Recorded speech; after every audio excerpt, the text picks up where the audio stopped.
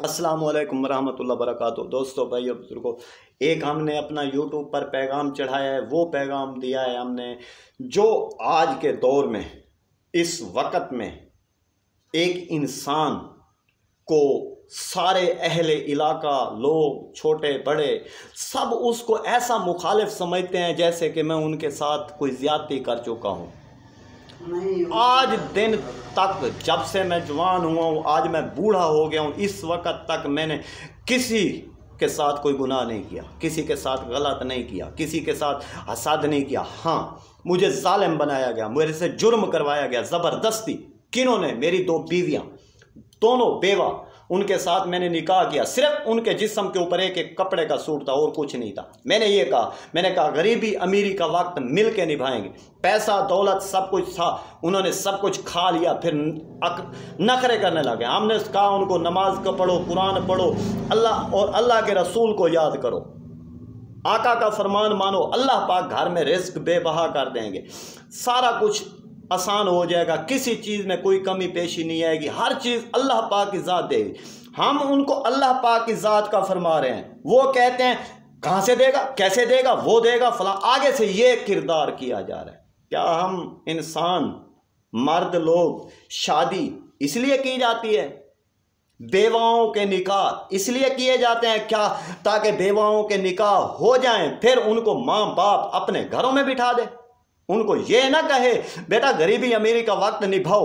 بیوی کی، بیٹی کی تو بات سارے سنتے ہیں، کیا یہ بھی کبھی پوچھا ہے تیرے جو خاوند نے تیرے ساتھ بات کی ہے، کون کون سی بات کی ہے؟ تو نے، تیرا کون سا جرم ہے تجھ پر خاوند جو بھڑکنے لگ گیا، جا کر تجھ کے اوپر خاوند نے کوئی بات کی، وہ اپنی بات بتا جس بات کی وجہ سے تو نے خاوند کو ذلیل کیا۔ کیا وہ پوچھنا گوارا کرتے ہیں؟ نہیں کرتے۔ اس لیے نہیں کرتے کیونکہ وہ غلام ہیں عورتوں کے، عورتوں کی ٹیسیاں کرتے ہیں، عورتوں کی زندگی، عورتوں کے حکم کے مطابق زندگی گزرتے ہیں۔ کیا عورت کا حکم ماننا کہیں قرآن میں لکھا ہوا ہے؟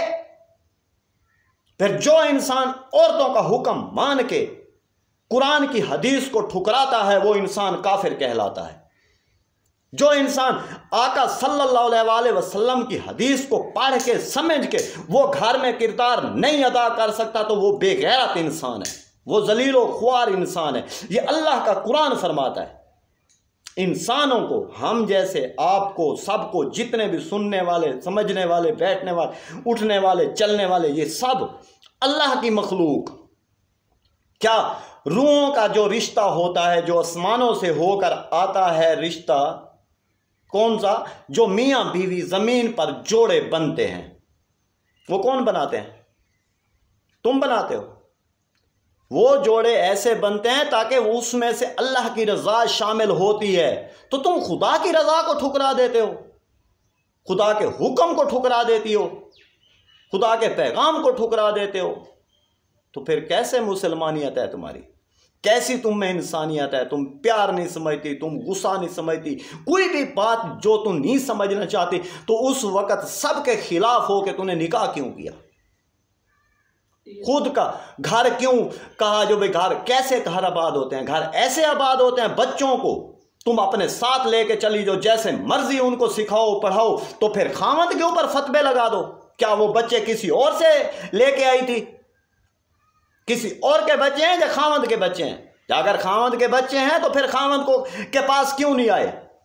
خاوند سے کیوں روکا جاتا ہے؟ ان کو کہتے ہیں جو بھی خاوند کے پاس نہیں جا سکتے بچے، اس کی کیا وجہ؟ اسی عورت کے اندر وہ عورت منافق ہے، وہ عورت خاوند کے گھر کے اوپر قبضہ کر سکتی ہے، خاوند کی ہر چیز کے اوپر قبضہ کر سکتی ہے، کیا خاوند کے ساتھ ہنس کے بات نہیں کر سکتی؟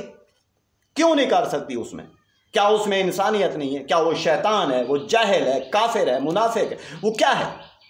اس میں کوئی انسانیت، ایک قطرہ ذرہ برابر اس کے اندر ایمان ہے؟